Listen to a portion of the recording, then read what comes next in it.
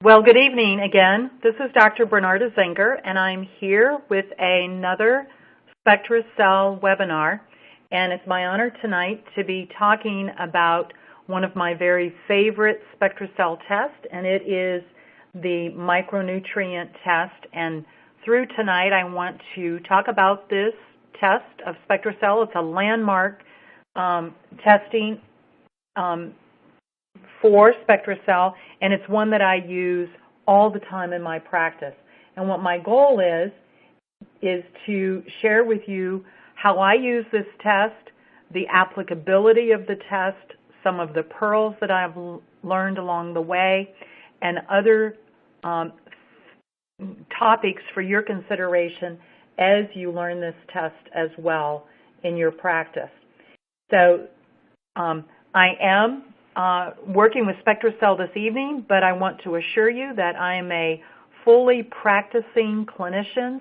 I have my own private practice, and I use this test in clinical practice every day, every week. And as you can see here, this is my disclaimer. Spectral Cell is giving me financial reimbursement, which is great, and I am just very happy and pleased to be working with Spectral Cell again tonight. So the objectives tonight, as you'll see here on the screen, is I'm going to be talking about Spectral Cell's micronutrient test, and specifically I'm going to be talking of the format in which I approach looking at this micronutrient test when I receive the test results in the mail with my patients. I want to talk about some clinical conditions associated with individual micronutrient deficiencies, and then some secondary deficiencies that can accompany a primary deficiency that we may not always be thinking about. As we proceed tonight, I want to acknowledge a great deal of the information that I have learned over the last several years working with Spectral Cell from the resources that Spectral Cell has put together over the years. And particularly, I want to draw your attention to the resources that Spectral Cell will provide to us as clinicians to help us with our patients and with the interpreting of these tests.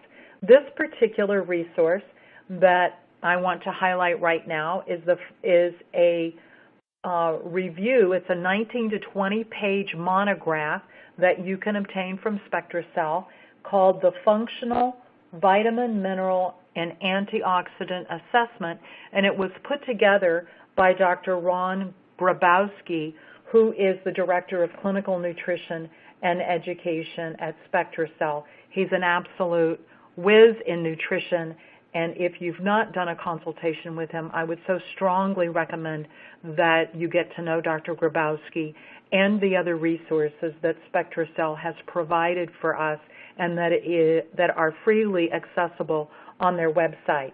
Then this next slide, this nutrient deficiency and functional symptom list is it's a 2-page handout that Spectral Cell provides, and it's a very nice summary of nutrients, what the nutrients do, where we can find them in our food sources, deficiencies and symptoms that you may see if there are deficiencies. And again, these resources, the two that I've shown here and many, many others, are available on the Spectral Cell website for clinicians to download and to use in their clinical practice. Or if you contact your Spectral Cell representative, they can also obtain these for you. So now let us get started and begin to talk about our test for this evening. And the test is the micronutrient test of Spectral Cell. The test itself will test 38 different indices that are listed here that range from vitamins and minerals, amino acids, antioxidants, and other indications of carbohydrate metabolism, fatty acids, and other metabolism. to give a well-rounded picture of what is going on nutritionally within an individual, not only just within the individual, but specifically within the lymphocytes. This is a test that utilizes the t-lymphocyte for its testing, and you can see a couple of t-lymphocytes here on the slide indicated by the small black arrow in the upper right-hand corner is one. It's a beautiful example of a t-lymphocyte. And the reason that SpectraCell has chosen the t-lymphocyte is that the t-lymphocytes live in the body for approximately 3 months. So when we're looking at micronutrients, we want to know what's going on inside the cell, not the serum, not the plasma, but we want to know what's going on inside the cell because, as we'll be discussing, so many of our processes are occurring inside the cell, particularly in the liver, where so much metabolism is going on. This slide gives a nice summary of the technology that underlies the micronutrient test. And just very briefly, I just want to refer you to the different steps in this slide. A patient will come into you, you'll draw their blood and ship it overnight at room temperature to Houston, where it arrives the next morning. The blood is immediately spun down in their laboratory. Lymphocytes are isolated, and then they're incubated for a few days in order to have sufficient number of lymphocytes for the actual testing.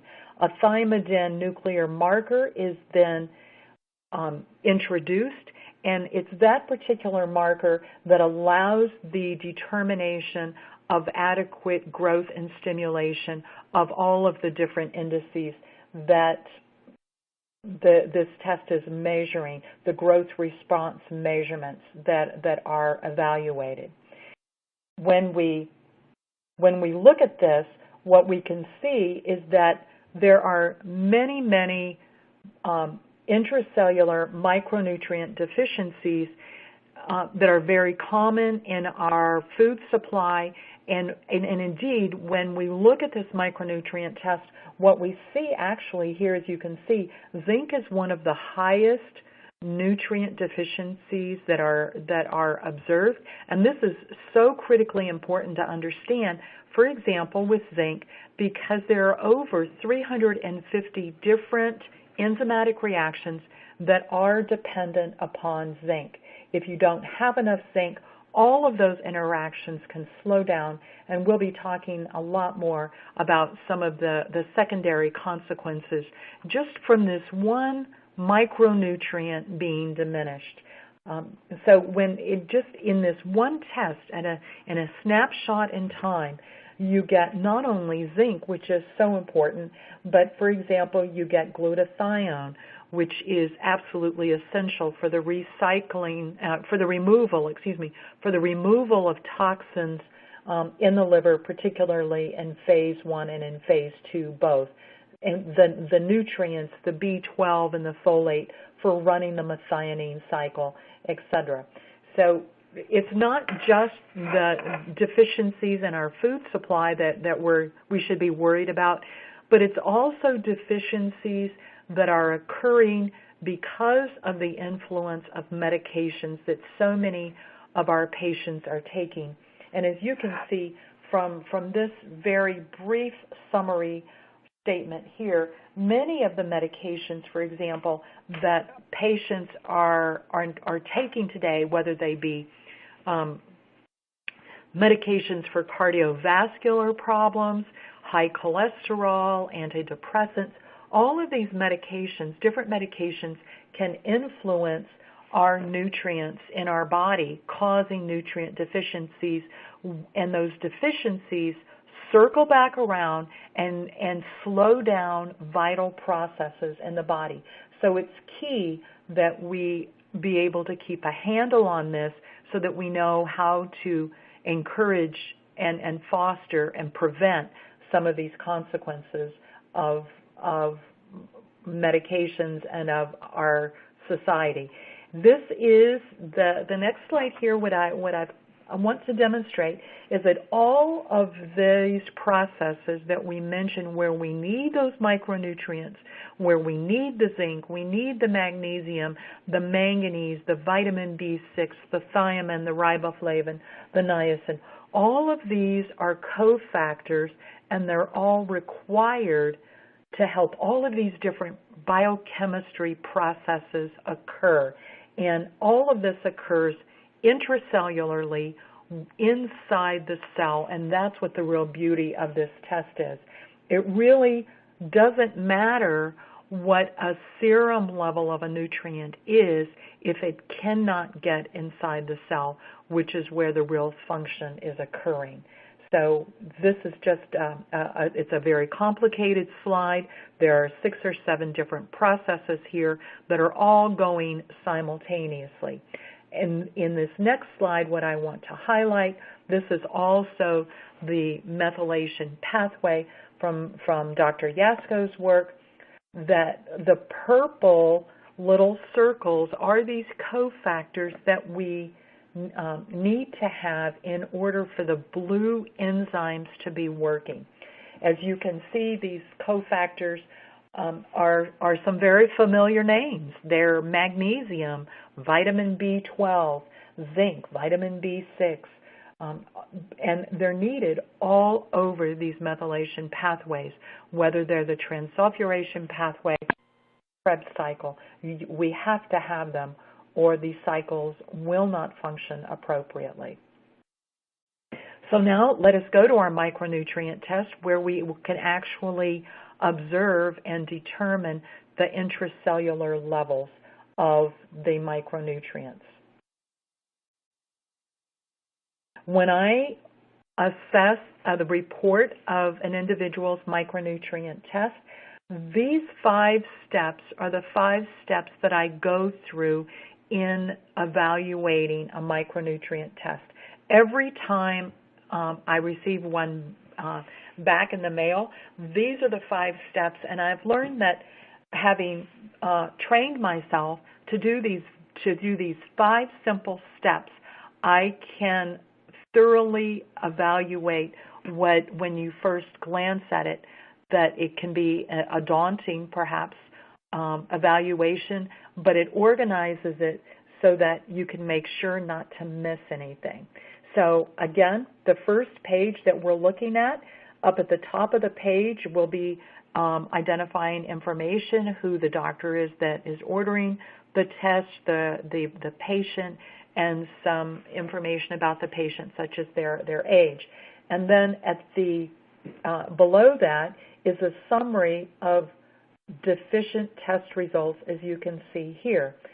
When a clinician becomes a practicing clinician with SpectraCell ordering these tests, a clinician has the option of designating only deficient test results, such as this is demonstrated, the listing here, or you can choose to list deficient micronutrients and borderline micronutrients, as in demonstrated on this slide.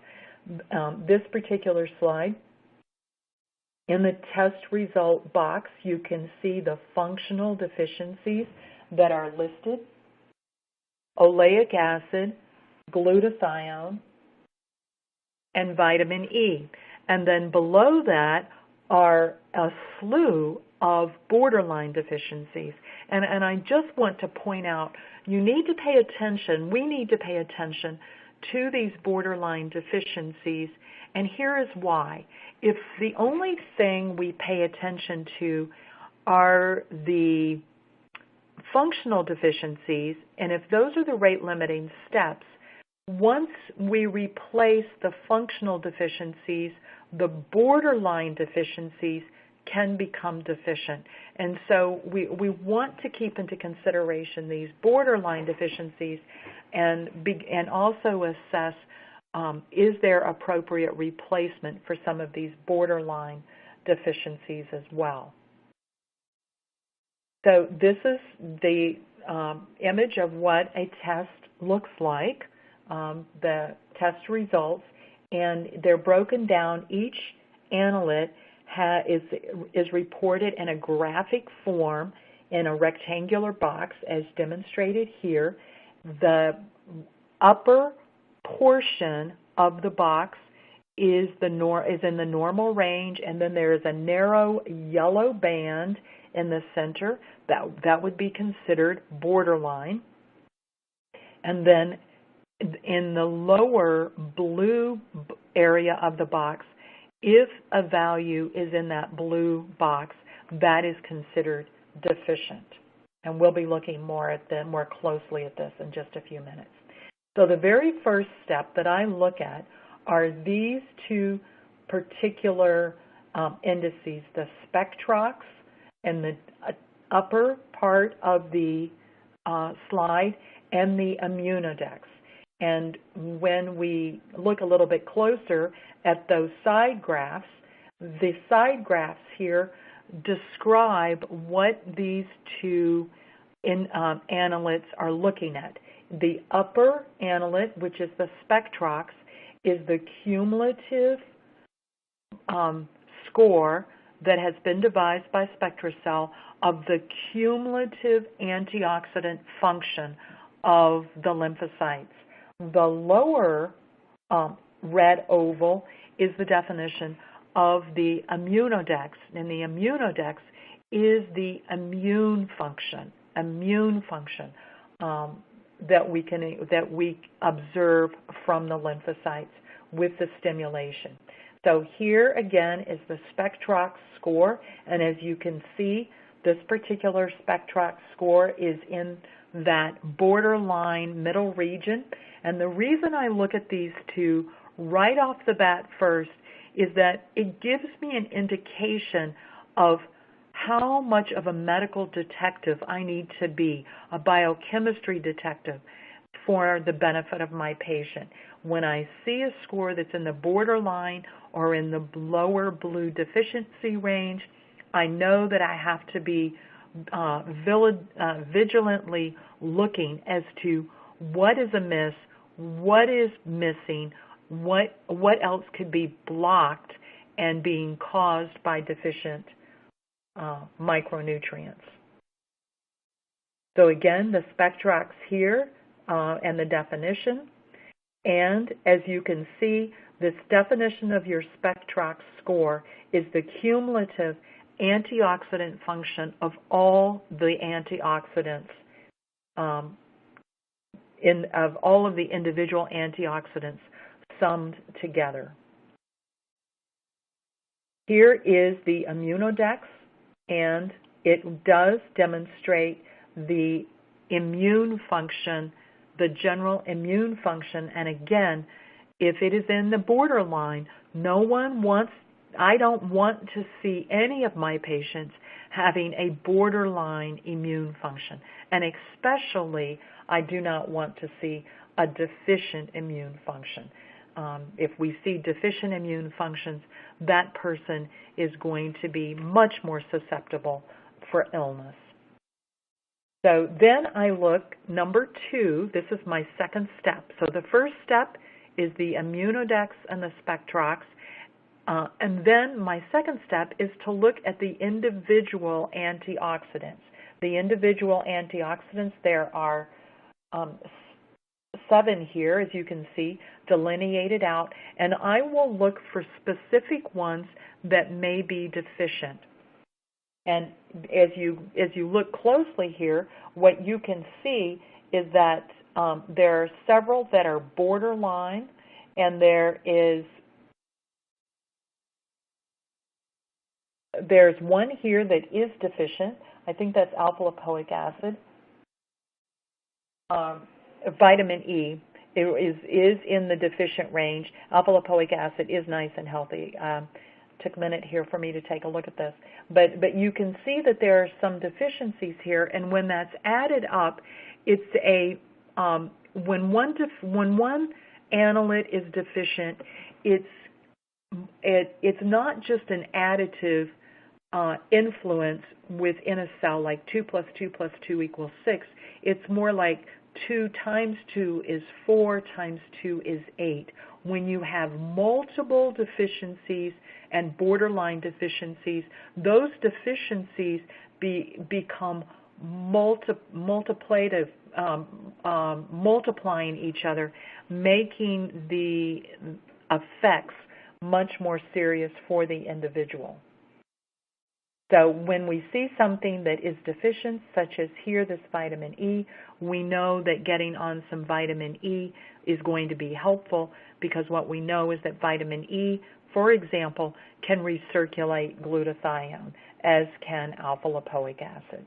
And when we do that, when we take adequate alpha-lipoic acid and vitamin E, that's going to help our glutathione antioxidant. And then my third step is to look at the individual minerals. Minerals are here on the bottom of this page, and they are 5 different minerals that we look at are manganese, calcium, zinc, copper, and magnesium. And I look at those each individually. The one that I am very vigilant about also paying attention to of these 5, especially in my older patients, and I'll be mentioning this again later, is magnesium. I always look at the creatinine level in an individual. It could be that I see a very high magnesium in an individual, but borderline in others, and that could be a clue, for example, of kidney failure, and that the magnesium is not getting processed adequately, and that is a clue not to push magnesium in that individual, and to use other interventions for whatever that magnesium may have been intended for. Then I look at absolute individual deficiencies throughout the test, and here, for example, is oleic acid that is circled. And when I go through then the individual deficiencies, I began to pick up patterns of deficiency. Very commonly, for example, oleic acid is borderline or low. At the same time, I frequently see vitamin D3 being low, and that should come as no surprise, because oleic acid is a lipid. It is one of the indices for looking at membrane permeability, perhaps, and we know that vitamin D3, as well as vitamin A and vitamin K, are all lipid soluble. So if your lipids are impaired, then it's a clue that you can look at to assess whether those lipid-soluble vitamins, such as vitamin D3, is also potentially going to be impaired. So let's go through assessing the micronutrient format. A very quick example, example number 2. So again, I look first at the Spectrox and at the Immunodex. And then I look at each of the individual antioxidants. And as you can see here, some of the antioxidants are indeed circled and low. Glutathione here is having a problem. And then I look at the individual minerals that are so important for some of these critical enzymes. The zinc we talked about a little bit. I'm always very interested in manganese for the benefit of my superoxide dismutase enzyme, and also my zinc and copper ratio to make sure that that is not abnormal. And as I mentioned earlier, magnesium, making sure that magnesium is appropriate. Then the 4th step is I go on to the individual deficiencies, and as you can see here, this particular report has 5 different functional deficiencies: thiamine, niacin, biotin, the oleic acid, and vitamin K2. And I will look at these individually, and it's not uncommon, for example, that if one B vitamin is borderline or deficient, other B vitamins are also. We already mentioned that if your lipids are having a struggle, such as oleic acid, that we might see some fat-soluble lipids also being on the borderline aspect or struggling as well, as is indeed noted here at this particular test. So now let us go on for assessing the individual micronutrients. And what I want to share with you are what I've outlined. I want to go through each of the individual analytes and discuss with you some of the profile of what a patient may present as, and then some of the secondary analytes to be watching that could become a secondary deficiency due to the first primary deficiency, and then some other special considerations that I want my clinicians to be aware of, some of the pearls that I have learned as I've used this test over the years. So here, this is our first analyte. This is vitamin B1, thiamine. And in terms of our patients that we frequently see, are patients with high carbohydrate consumption, perhaps patients on diuretics or who have neuropathy. It is not uncommon for me to see a sensory type neuropathy with thiamine deficiency. They may have muscle pain, myalgia, and cardiomyopathies as well. We will monitor, in addition to the thiamine, magnesium, which is needed for the phosphorylation, as well as pyridoxine vitamin B6.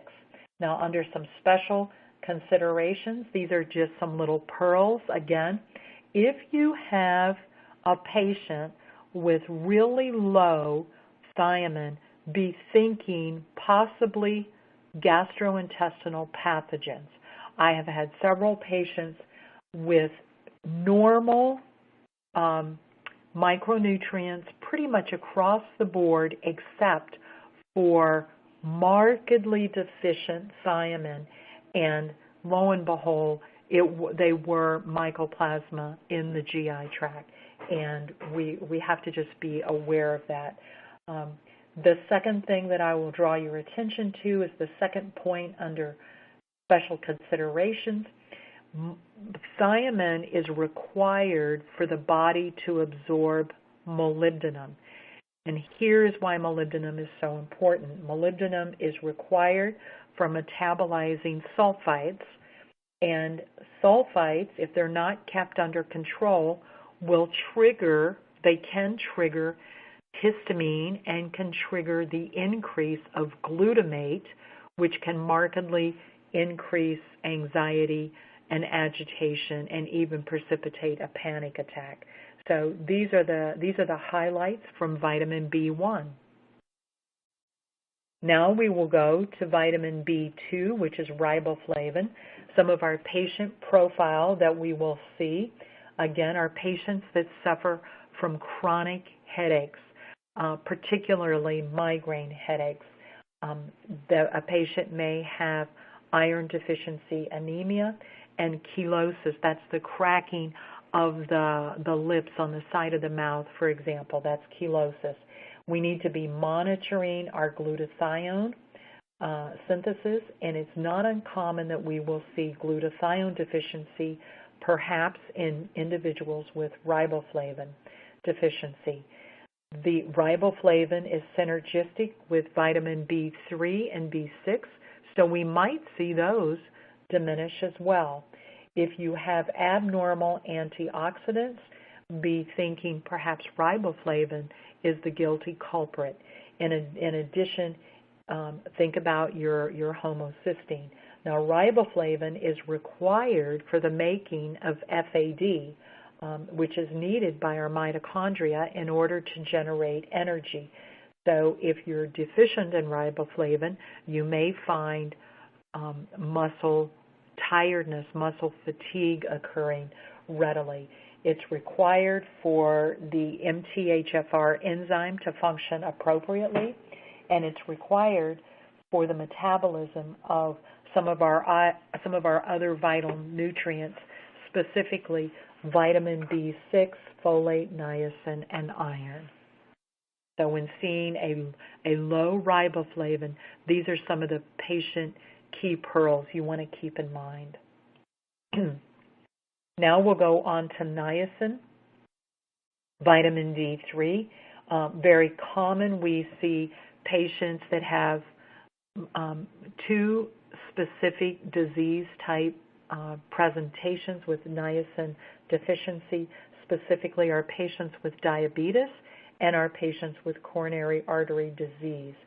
So that would bring us to want to be monitoring on an ongoing basis glucose-insulin interaction, as well as homocysteine levels, which we know is a marker for possible cardiovascular problems, and we want to correlate with B12 and folate, which are needed for the methionine pathway to help make sure that our homocysteine stays within the right levels. Of special consideration is knowing that niacin can absorb excess methyl groups that can come as a rescue if somebody has a situation that we call methyl trapping. It can help cholesterol therapy, specifically for Lp(a) type cholesterol. It is very much required for gene stability, and niacin, but not nicotinamide, straight nicotinic acid is required as the useful type of niacin for lipid therapy management. Next is our vitamin B6. As you can see, it's the fourth annelid over. And patients that have vitamin B6 deficiency could present as any of those that are listed here. Patients with carpal tunnel, for example, premenstrual syndrome, depression, coronary artery disease. We might see vitamin B6 deficiency in individuals who eat a very high protein diet, anemia, neuropathy, and celiac disease. We want to be monitoring our other B vitamins that work synergistically, specifically vitamin B2 and vitamin B3, and of course we want to just be aware of the interactive status between B6 and B3.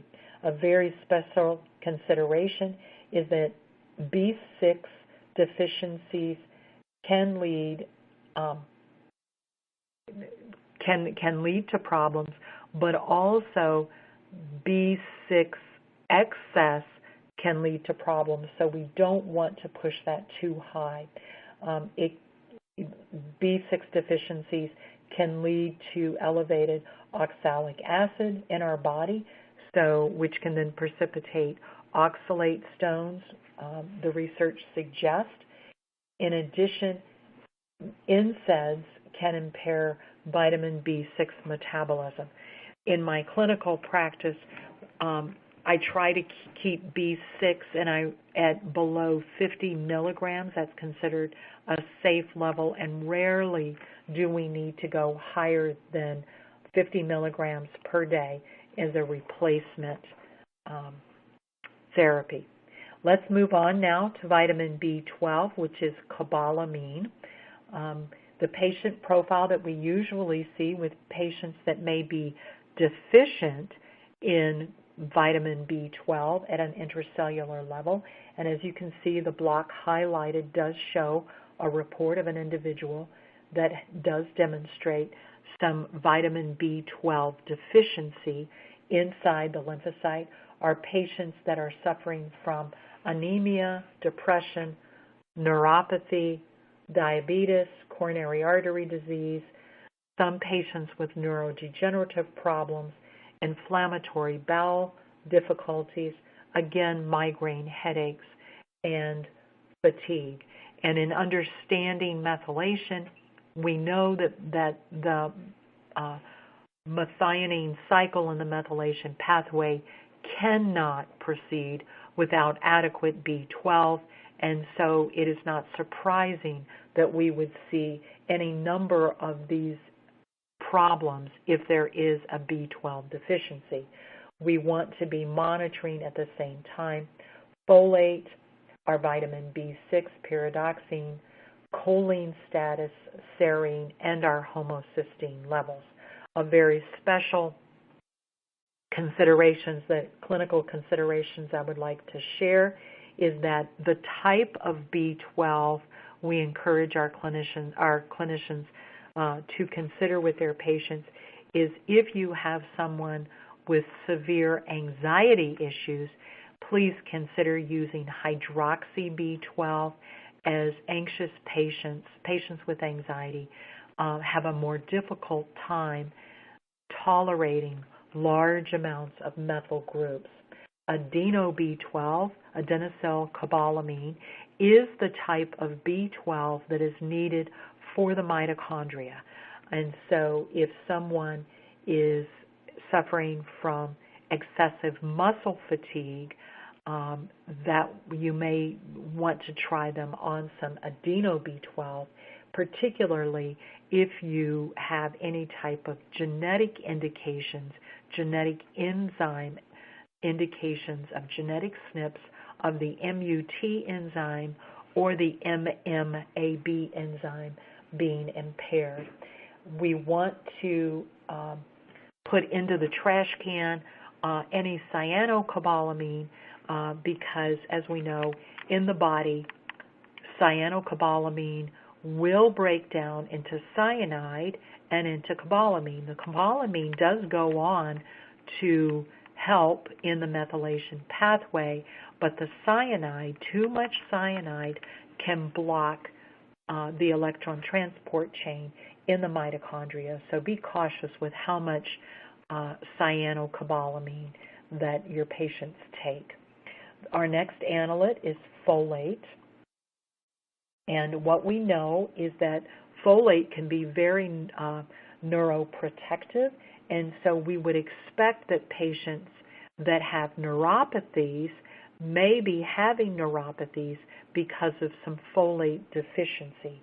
And indeed, we do see the patient profile, including patients with neuropathy, with anemia, with possible coronary artery disease, restless leg syndrome, IBS, which is irritable bowel syndrome, and colon cancer. And again, folate coupled with vitamin B12 are required for the methionine pathway to function. And when it doesn't function well because of deficiencies in these, we might see some abnormal homocysteine. So here, under the monitoring of the other secondary analytes you want to be keeping an eye on are B12, B6, homocysteine, serine, choline, and zinc. Choline is a lipid that is needed for the lipid bilayer of our cells for good cell-to-cell communication. And when our folate is low, it's going to compromise that ability for cell-to-cell communication. Of special considerations, methylfolate, when giving methylfolate as a nutritional supplement, methylfolate can bypass MTHFR genetic difficulties. So if you're doing the MTHFR genetic profiling and there's a SNP in the MTHFR enzyme, then to bypass that SNP, methylfolate can be of great assistance. I encourage my clinicians to start low and can advance and increase the dose as tolerated. I would be remiss to say be cautious in advancing methylfolate too rapidly, or that can accelerate anxiety. And so just be aware that the methyl groups from methylfolate can lead to methyl trapping if advanced too rapidly. So start low and go slow, increasing as the patient tolerates, but knowing that this is required for that methylation pathway to be working. So our next analyte is moving on to vitamin B5, which is pantothenic acid. Those patients that are typically low in pantothenic acid are patients that for some reason have perhaps have some malabsorption issues. The malabsorption may be going on due to a gastrointestinal pathogen as simple as yeast, perhaps a yeast overgrowth, but something in the GI tract that is preventing the absorption of vitamin B5, pantothenic acid. Patients with really dry skin, neuropathies, burning feet syndrome. I've had several patients with this. Burning hands and burning feet syndrome is classic for pantothenic deficiency. The patients may also have episodes of depression, immune suppression, allergies, particularly environmental allergies, food-related allergies, frequent illnesses, and hair loss. So we want to be monitoring, again, our B12, riboflavin, CoQ10, carnitine, and our special considerations is that we really want to be watching this because this particular vitamin, pantothenic vitamin B5, is required for making coenzyme A, which is needed for the Krebs cycle to be functioning, which is then needed for our energy production. Some research has also suggested that pantothenate can also be helpful for weight loss, which should not come as a surprise, because if it helps us to make coenzyme A in the Krebs cycle, it will help us with energy, and that will help us to be moving more, which can also help then to keep our weight under control. The next analyte is biotin. Patients who are low in biotin can present with myalgia, dry skin, malabsorption again in the GI tract, neuropathies again. Malabsorption is very a common finding in individuals with neuropathies. Abnormal flora, here we go again. Specifically with biotin deficiency, I think of yeast, abnormal flora in the GI tract, gobbling up the good biotin that may be presented. Antibiotic usage, again, can predispose an individual to yeast overgrowth, and hair loss. Lack of biotin is hypothesized, or it's associated with increased alopecia and hair loss. We want to be monitoring the level of pantothenic acid, our essential fatty acids, and particularly looking at our oleic acid on biotin. Special considerations, as I mentioned, your biotin deficiency may be due to increased candidiasis in the GI tract. Interestingly, there have been reports that very high dosing of biotin can treat an overgrowth of candida. There are some references in the literature for that. Biotin supplementation can help make our hair, nails, and skin stronger and more resilient. So now we're going on to serine. Serine is the first here in line of our amino acid metabolites that we see. A serine deficiency can be seen in neuropathies and in neurological and neurodegenerative diseases. Serine is required in the methylation transsulfuration pathway for the making of glutathione, and serine, particularly phosphatidylserine, serine that has been phosphorylated, is required as a component of the lipid bilayers. So here, as you can see under special consideration, phosphatidylserine is needed for the lipid bilayer of cell membranes, and an added benefit is that phosphatidylserine is known to help blunt cortisol spiking, and in that it can help give individuals perhaps a more restful night, those who are woken up early morning hours with cortisol spiking, for example.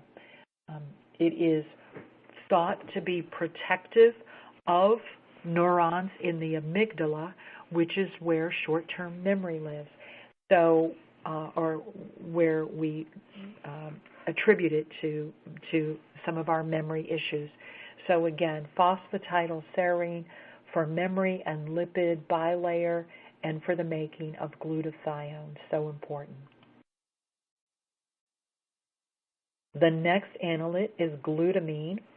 The individuals that have glutamine deficiencies frequently are athletes, those receiving chemotherapy, anyone with a gastrointestinal condition, and perhaps poor antioxidant status. We want to be monitoring glutathione, riboflavin, and N-acetylcysteine, and our special considerations are that glutamine is the highest amino acid in animal protein. It may be, therefore, very low in our patients who are vegetarians. And indeed, I see that very commonly. If you have really low glutamine on a micronutrient test, always ask if the patient is a vegetarian or not.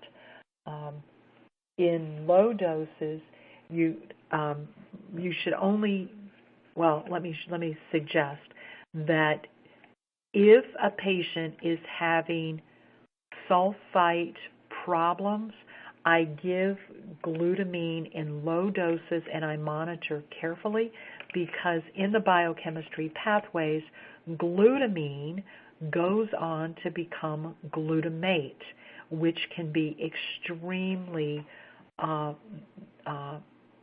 inflammatory. So I'm always very cautious until I can see how an individual responds to glutamine before giving too much. It is helpful for helping to heal a leaky GI tract,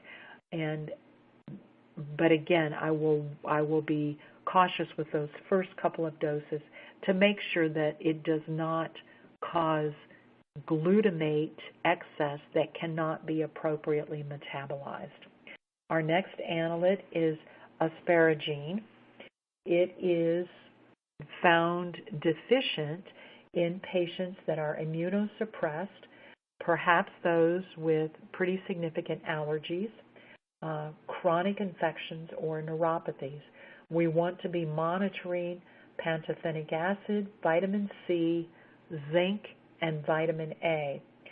It is considered a non-essential amino acid in that the body formulates asparagine from adequate aspartate and glutamine.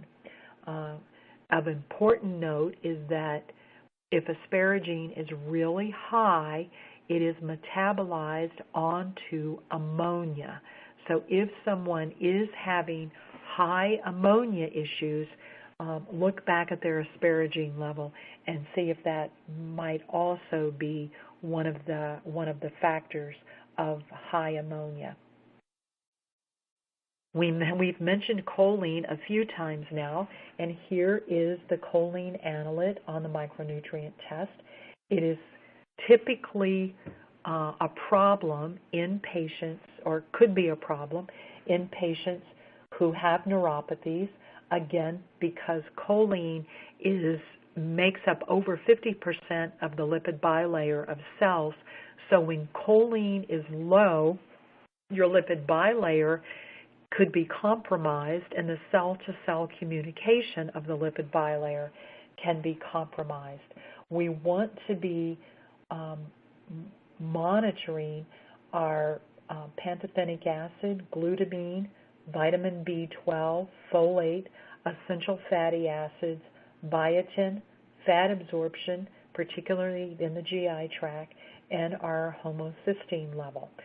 Frequently, when choline is low and oleic acid is low, that's a clue that perhaps the patient also needs essential fatty acids. Choline is commonly low if someone has a genetic impairment in their PEMT enzyme, and that's really the abbreviation PEMT for phosphatidylethanolamine transferase.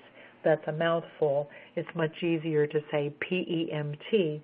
But when you see, for example, a micronutrient test and all of the analytes are healthy except for choline, be thinking that that might be a genetic SNP impairment, and indeed we can give phosphatidylcholine and bypass that problem, refortifying that lipid cellular membrane.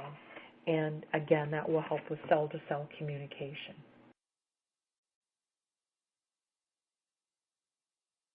The next analyte is inositol B8. It's important for adequate bone mineral density. We will frequently see it low in patients with osteoporosis, perhaps with hormone abnormalities, depression, diabetes, hair loss, and psoriasis. We want to be monitoring our calcium, pyridoxine, B12, and B1, which is thiamine. If inositol is low, we would expect the lipid bilayer problems as well, because phosphatidylinositol is a component of the lipid bilayer. It works synergistically with choline. The most common source dietarily is from lecithin, and it is thought to be helpful perhaps in treatment with patients suffering from dementia, from Alzheimer's dementia. So be thinking about anybody with memory loss. They're looking at their inositol levels. Carnitine is our next analyte. When it is deficient, expect muscle fatigue. It's very, very, very common. It is also required for fat metabolism. So if you have somebody that is having difficulty losing weight, it could be that they're not getting enough carnitine to help with lipid metabolism. The patient profiles that we expect to be associated with carnitine deficiency are those with fatigue issues, perhaps immune dysfunction, fibromyalgia, carbohydrate cravings, and fat metabolism problems. We want to be monitoring ammonia, magnesium, CoQ10, and your pantothenic acid.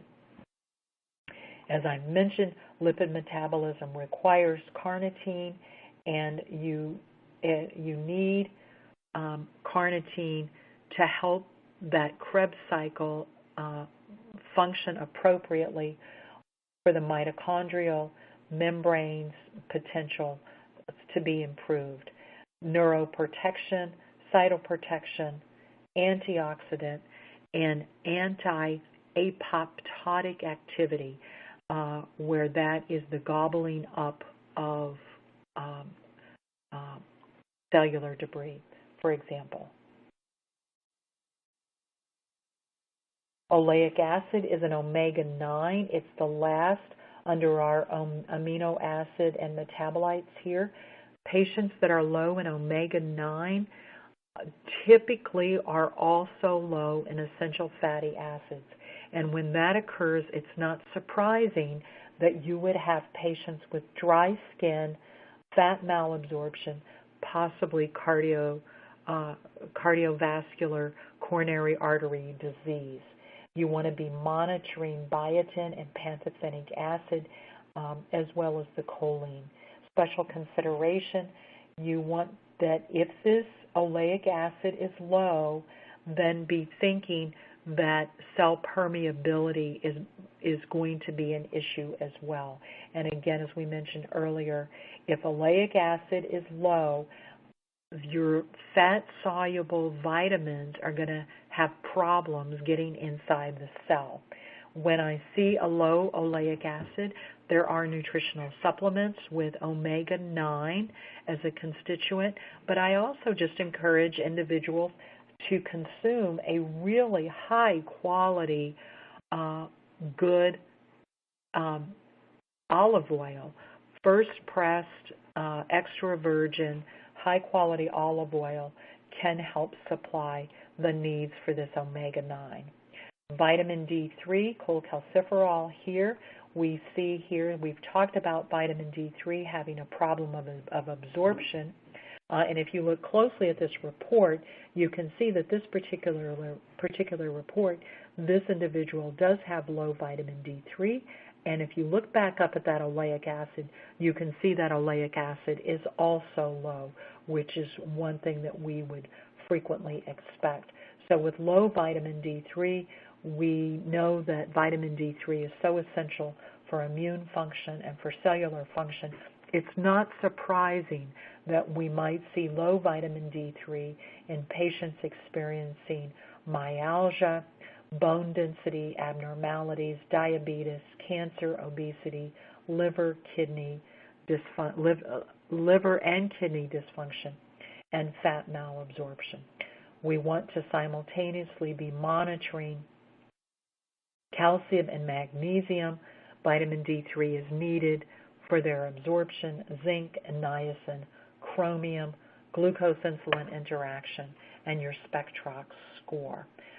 Vitamin D3, as we've mentioned, is lipid soluble, and if you are giving healthy amounts of vitamin D3 to your patients, but you just can't seem to get that vitamin D3 elevated, just remember it's fat soluble. It has to be given with lipids in order for it to be absorbed, but there also might be some underlying genetic impairments, such as the vitamin D receptor enzyme difficulties. And in that case, some higher doses may be needed. Our next is vitamin A, another fat-soluble vitamin. It's the second in on this lower row of our analytes here. And when we see low vitamin A, retinol, it's not uncommon for us to see gastrointestinal problems, upper respiratory infections, perhaps ongoing sinusitis and viral infections, hyperkeratosis, cara infiltration in the skin, night blindness and or epithelial degeneration of the eye with low vitamin A. We want to be monitoring our zinc, D3 levels, and our vitamin E. Again, this is lipid soluble, and it requires zinc for transport. That's why we want to be monitoring our zinc. If on a genetic profile your BCMO gene is impaired, then you may see this vitamin A impairment as well, and that is a clue. If you see a low vitamin A, you may need vitamin A in a nutritional supplement in the retinal form, not the beta-carotene form, but the retinal form. If you have too much vitamin A, there are some signs and symptoms that I've listed here. peeling and itchy skin, brittle nails, yellowish skin, alopecia, hair loss, and joint bone problem, pain as well. So be thinking of those particular conditions. So vitamin A in the retinal form may be required for certain genetic underlying conditions, but you can get too much of it. So because it is a lipid-soluble vitamin A, close monitoring of that is also recommended. Our next vitamin here is vitamin K2. This is our third lipid-soluble vitamin. Patients who are low in vitamin K2 frequently experience bruising, heavy menstrual periods. You may have elderly with osteoporosis, individuals with celiac disease, liver disease, fat malabsorption, bile duct obstruction, pancreatitis, gastrointestinal problems such as irritable bowel, atherosclerotic plaque, and problems with medications affecting your vitamin K2. Again, some special considerations. It is fat soluble. It is usually manufactured by the good probiotic bacteria flora in our gastrointestinal tract, but antibiotics can upset this and so cause problems. Vitamin K1 is a precursor to vitamin K2, and I've given here some dosing references for vitamin K1. 1 microgram per 2.2 pounds, and a therapeutic range of vitamin K1 is thought to be 100 to 500 micrograms per day. So that's a pretty big range of vitamin K2. Our next analyte is manganese. I mentioned this earlier. I'm always very, very interested in manganese because it is a required mineral cofactor for one of our superoxide dismutase enzymes for protecting our mitochondria. Consequently, if manganese is low, patients will have fatigue, poor wound healing. They may have some collagen abnormalities, growth retardation. We might see some fertility problems, skeletal changes implicating osteoporosis, some diabetes and glucose impairment, lipid metabolism problems, and our carbohydrate metabolism problems. You want to be monitoring iron and magnesium when looking at manganese. It can, if you give too much manganese can become toxic, but it is required for the making of manganese SOD for the protection of our mitochondria. And as we know, when the mitochondria die, then the cell will die. So we want manganese to be in a healthy range, but definitely not up into a toxic range. Here is the next analyte, is calcium, needed for bone mineral density. If someone is low on calcium, it is not unusual for patients to have abnormal muscle spasming type events, perhaps leading to headaches, some muscle cramping, restless leg, myalgia type phenomenon, fat malabsorption, and colon cancer.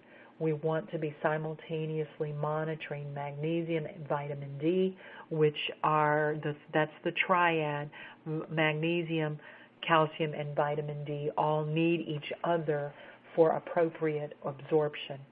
Also included for monitoring is inositol and zinc. Of special consideration,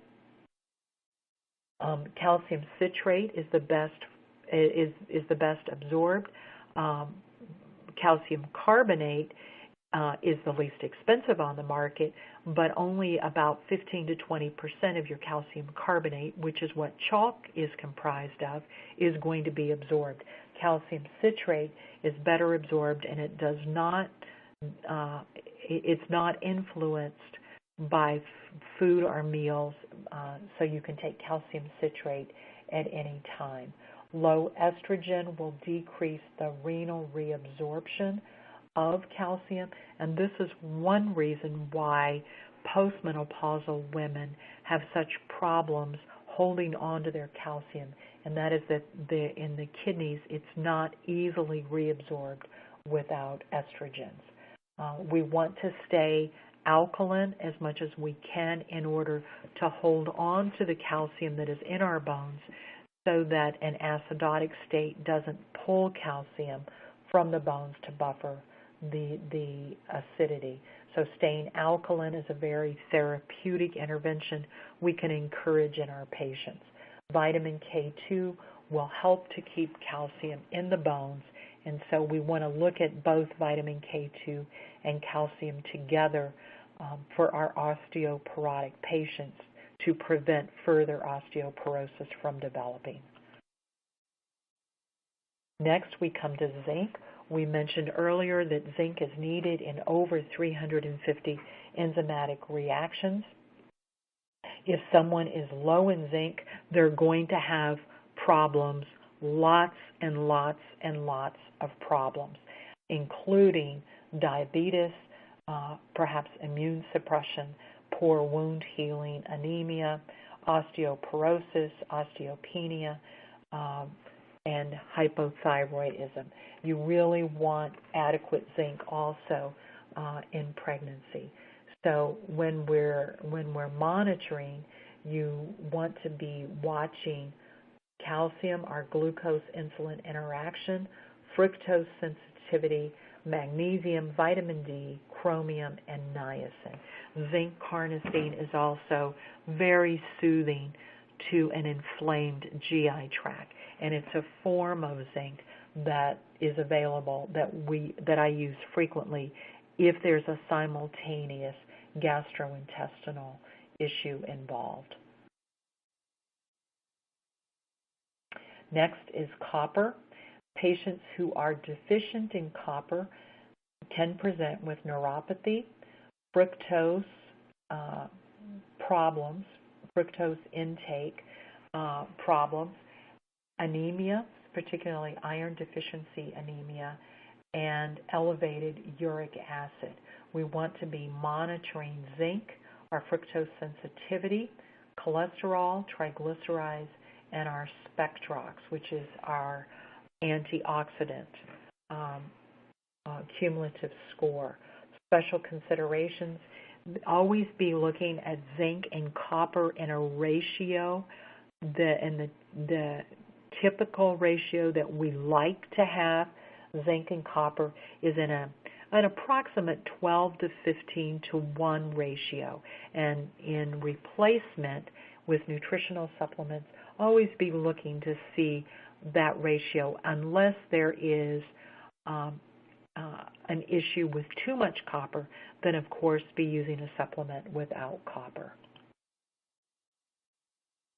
Next is magnesium, and this is the last analyte on this page.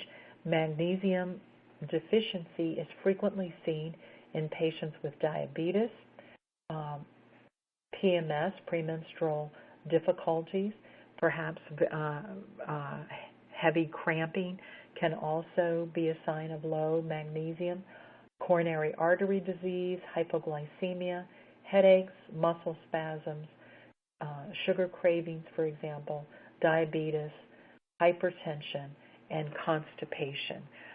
If someone does not have a regular bowel movement, at least one bowel movement a day, then that's a sure sign of potential deficient magnesium.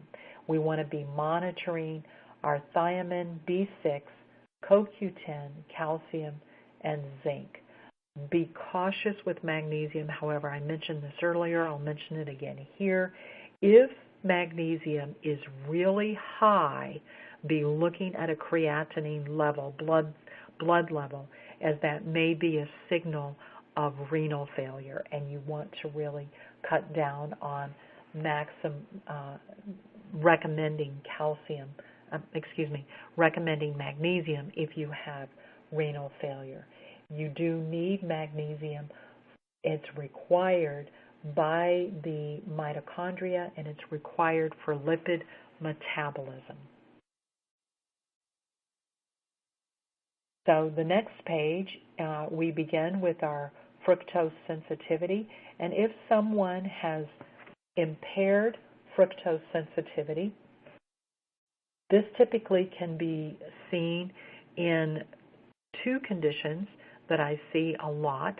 Fructose sensitivity can occur if indeed someone is sensitive to fructose itself, and if an individual is sensitive to foods containing fructose, they should be, or I would recommend that they try, a fructose-free diet. The other group of patients that I see fructose sensitivity being a problem on the micronutrient test are those individuals that consume excessive amounts of high fructose corn syrup. Some of our patient profile that we see are elevated triglycerides, uric acid, carbohydrate cravings, patients with hypoglycemia, diabetes, coronary artery disease, and as I mentioned, excessive soft drink and high fructose corn syrup. For example, we want to be monitoring copper, our glucose-insulin interaction, and magnesium. You may need to suggest to an individual the FODMAPs diet in order to eliminate fructose from the diet. If fructose sensitivity is present, frequently I will have patients with excessive diarrhea.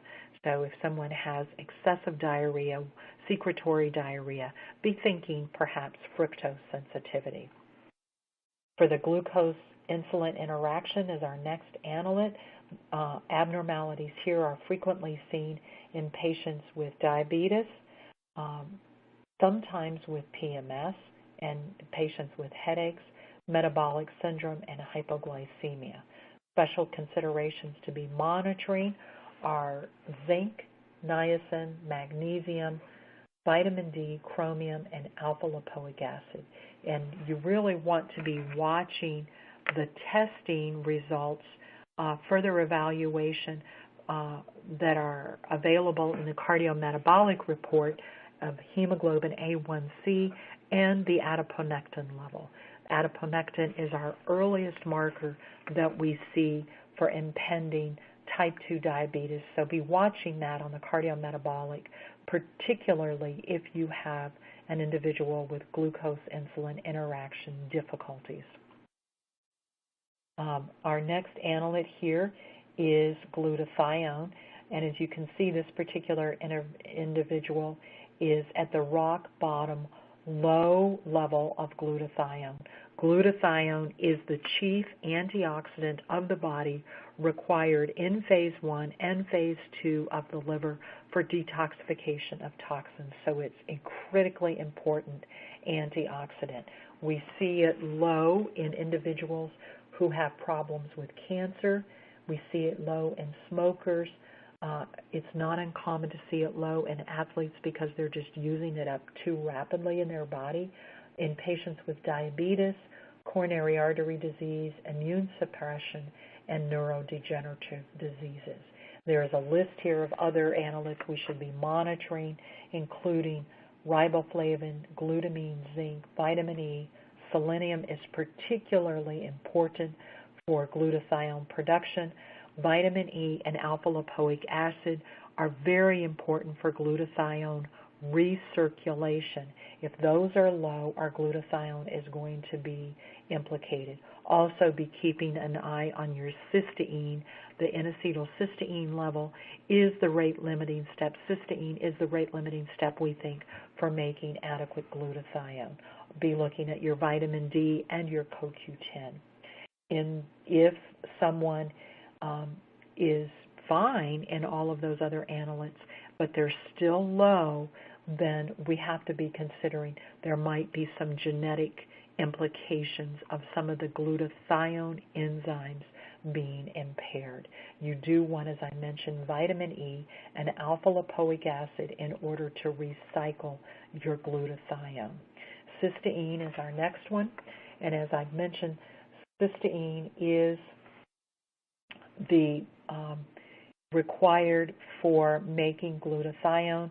When it's low, it is commonly seen in patients perhaps with diabetes, asthma, cancer, coronary artery disease, and immunosuppression.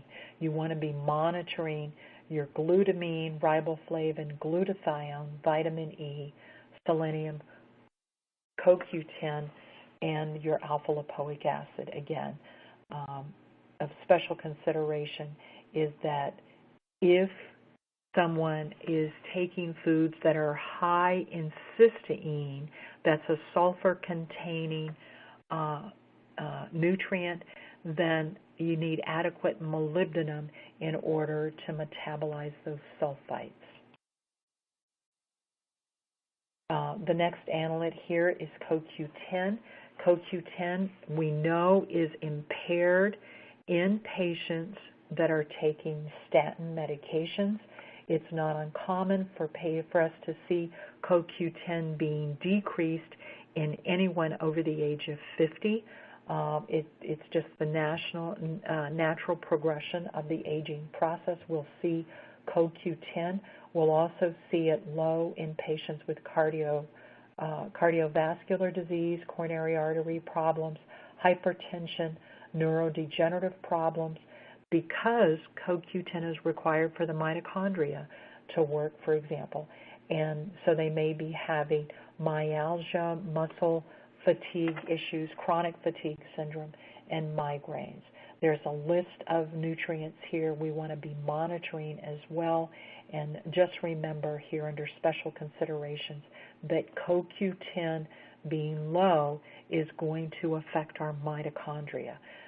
We want to make special attention to the fact that CoQ10 is inhibited from being produced on anyone that is on a statin inhibiting medication. Those cholesterol inhibiting medications such as statins, which interfere with the making of coenzyme A, which will inhibit the making of coenzyme Q10. So supplementation is absolutely critical. Selenium is the next in our antioxidant lineup. It is low in patients frequently with coronary artery disease, cancer, celiac, neurodegenerative problems, when patients are struggling with lipid ratio problems, infections, and thyroid dysfunction. Again, we want to be monitoring other analytes when selenium is low, including vitamin E, alpha-lipoic acid, cysteine, glutathione again, glutamine, vitamin D, zinc, our CoQ10, and our riboflavin. So selenium. The food that is the most plentiful for selenium are actually Brazil nuts, because the soil that the Brazil nut trees are grown in is the soil richest in selenium in the world. So Brazil nuts, 3 or 4 Brazil nuts a day, can provide you with adequate selenium. Here is vitamin E, and we've talked so much about vitamin E recycling glutathione. As you can see here, it's a very critical antioxidant, and we typically see it low in patients with coronary artery disease, neurodegenerative problems, cancer, fibrocystic breast problems, premenstrual problems, again, the PMS, fat malabsorption, and neuropathies.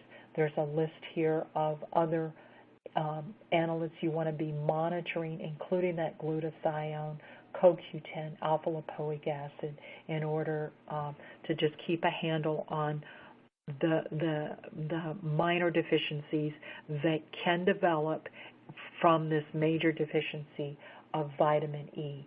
It is a fat-soluble antioxidant, and it is required for the recycling of glutathione in the body. Next, we have our alpha-lipoic acid here. Alpha-lipoic acid is one of my very favorite nutrients. It is critical for preventing neuropathy, particular diabetic neuropathy.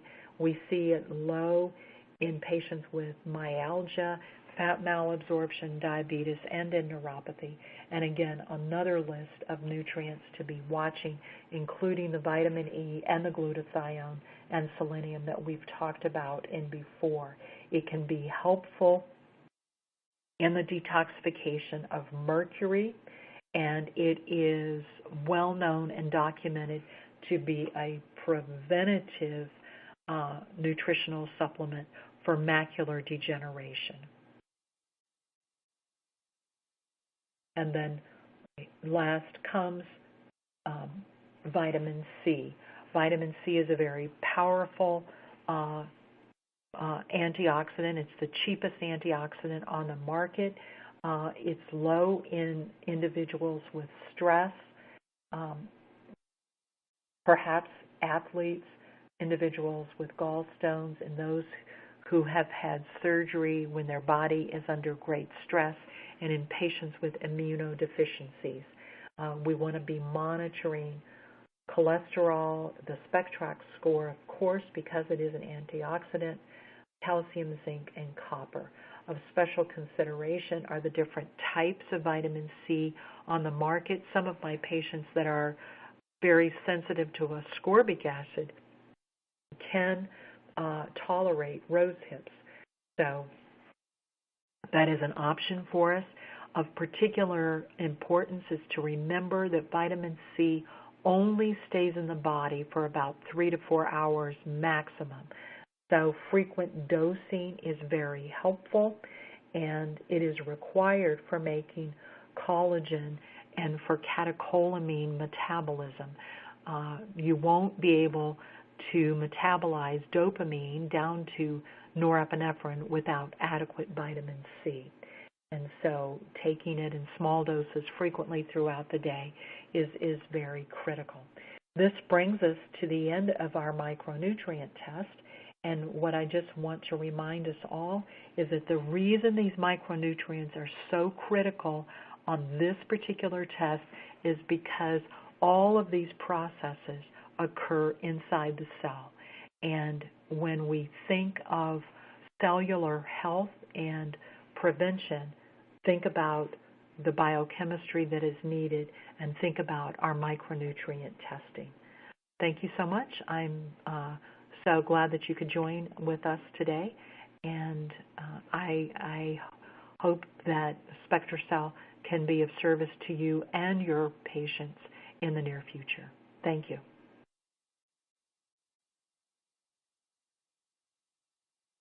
So here I see one question is, if someone is prone to gout, what can we use instead of molybdenum? The molybdenum is a required cofactor for the making of sulfites. What we're going to have to do is increase the excretion of uric acid so that we don't get a buildup of uric acid, and hydration is very, very, very important for that. One of the other interventions that I've used with some patients is cherry juice can also help. That I've had some good help. So you've got to have some molybdenum, and yes, it can increase uric acid. And so what we need to concentrate on is flushing out that uric acid and really increasing the elimination of uric acid so that gout doesn't get to be a problem, or medications might be indicated in order to deal with the uric acid buildup. but you have to have molybdenum in order to handle the sulfites. So the next question, how long would I give niacin for a lipid therapy protocol to work? We would suggest a good trial of 6 to 8 weeks before retesting a lipid profile, even up to 12 weeks. And indeed, you may start with a low dose of niacin. Niacin, as we know, one of the side effects can be flushing, and so you may have to start with a very low dose of niacin, such as 50 milligrams for 3 or 4 days, and then going to 100 milligrams for 3 or 4 days, and then going to 200 milligrams. Typically, the dose of niacin to influence our lipid parameters is going to be 500 milligrams, and so it's going to take a while to get to that dose by starting low to circumvent the flushing, letting your body get used to it. So I would suggest a strong 8-week, even to 12 weeks before retesting the lipid profile. So the next question I see here, what does pernicious anemia look like on a test profile? When I see a test, and I'm assuming that with this we're looking at a pernicious anemia on the micronutrient test, we would see low vitamin B12, and we could also see low folate. On a complete blood cell count test, we would end up seeing an MCV, a mean corpuscular volume, to be elevated above 100, and the RDW, the red blood cell width, is going to be elevated above 15. So those are all different pieces of the puzzle when looking at pernicious anemia. And when talking about pernicious anemia, be aware that vitamin B12 absorbed through the gastrointestinal tract requires intrinsic factor. And with some of our older patients, it's a deficiency of intrinsic factor that can be a problem with absorbing enough B12 for the prevention of pernicious anemia. If we have a younger person that has really low B12 levels, then be looking also at potentially Helicobacter pylori infection in the stomach crypts, which are inhibiting the absorption of B12. And it could be that Helicobacter pylori is inhibiting intrinsic factor from absorbing the B12, so that you may end up seeing also pernicious anemia and the neuropathy from that. And then another question here, do infections show up in a specific nutrient deficiency pattern?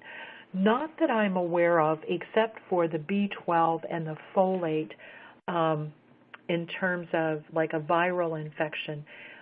We do know that low zinc, for example, will predispose individuals to an almost immune deficient type picture. And so in that respect, we can see that, but zinc deficiency is not the only thing that can lead us to being susceptible to every virus or bacteria that walks by. There are many nutrient deficiencies that can predispose us to this. So being aware that there's one analyte or one nutrient can lead to many, being deficient can lead to many other deficiencies, and then that shuts down the whole process of being able to fight off infections. For example, making an adequate amount of glutathione. We need zinc, we need B6, we need thiamine, we need riboflavin. So it's not just a one particular pattern. So I have a question here. We have several pediatricians with us tonight, and I would say welcome to you. We're glad to have you with us. I am particularly interested in children who have low nutrients that are causing problems either with behavioral issues, attention issues, perhaps with skin and dermatitis issues. I would encourage you to look back through the slides that I've presented. The folate deficiencies and the B12 deficiencies are particularly important in our pediatric patients for making adequate SAMe in the methionine pathway. So many of our children are plagued with ADD, ADHD, Asperger's syndrome, spectrum difficulties, and many of those difficulties are presented by elevated neurotransmitters such as norepinephrine, which can be directly traced back to not having enough SAMe production in the methionine pathway that is dependent upon that folate and B12 and zinc. So again, it's these interactions, the body's ability to make enough SAMe from these different pathways, the folate pathway and the methionine pathway, to make enough SAMe that is needed as a cofactor for the enzymes that break down and metabolize norepinephrine. The SAMe is a cofactor for metabolizing histamine and is required as a cofactor for the metabolism of serotonin onto melatonin. So as you can see, all of these different nutrients are so important. The next question that I have here is, should we take phosphatidylserine at night?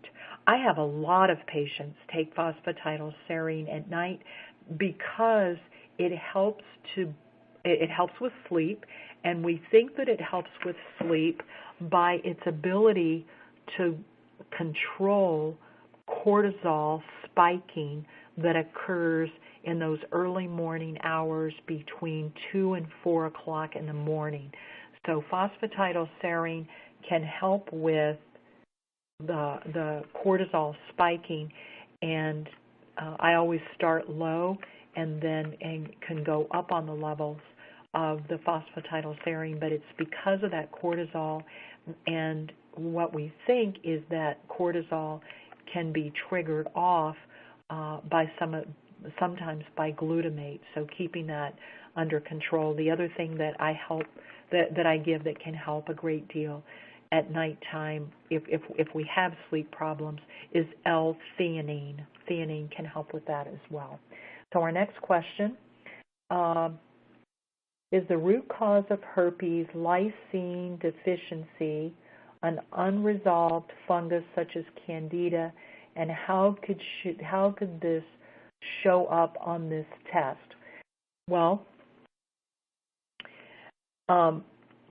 herpes can be exacerbated by lysine deficiency, and on this particular test, it doesn't show an arginine excess, and what we know is that arginine will feed the viruses that cause herpes, and that arginine is rich in seeds, nuts, and chocolate. And if we give lysine in advance of taking in the arginine, we can block the arginine. Now, if it is exacerbated or correlated with fungus such as Candida, then I would step back and say, do we have Candida issues because of of perhaps too much antibiotic use or perhaps too much carbohydrate sugar dysregulation. And in that case, then be looking at those connections with the carbohydrate in the candida. Next question is, how am I prescribing B12 for pernicious anemia, sublingual or IV, or am I using a different set of nutrients? If I have someone with pernicious anemia, I give sublingual B12. I do not give it IM. I very rarely give it IM because it's so well absorbed sublingual. And sublingual, you can bypass the stomach and the need for intrinsic factor. But again, as I've mentioned, I'm very cautious with the type of B12 that I give. The hydroxy B12, adeno B12, and methyl B12 are all available by lozenge. They're readily available in the marketplace, and hydroxy B12 also comes in a very nice drop, 1 drop per day to the mucous membranes of the mouth, can be absorbed. If patients don't want to use to drop the drop right on their tongue, or if it's a child, I encourage patients to drop 1 drop on a tablespoon and then lick the tablespoon and swish it around their mouth so that B12 can be absorbed right across the mucous membranes of the mouth, and that way we bypass the need of the intrinsic factor in the stomach. And let me see, there's a question here.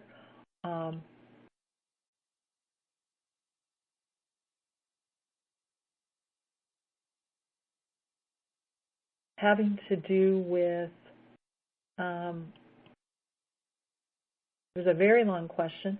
Can you share your thoughts on a pediatric patient who took creatine for 2 days, then developed a fever, red skin, didn't want to wear clothes, and no urination for 48 hours? Wow, my goodness. After the 3-day fever, they developed a bumpy rash that splayed into a flat red rash, and that they were thinking that there might be a lysine deficiency and that creatine brought out a predisposition to herpes by way of the arginine pathway. This, I really can't answer that question here. It's a very detailed question, and I would need to go back and really look at the arginine pathway with more time than what we can say here. I do know that creatine is important for muscle cells and it's important for brain cells, but the interaction between creatine deficiency and arginine and lysine, I think, is beyond the scope of the micronutrient test at this level. So I just want to thank you again, and I wish you all well and a very happy upcoming holiday. And I look forward to working with you through SpectraCell in the future. Have a great evening.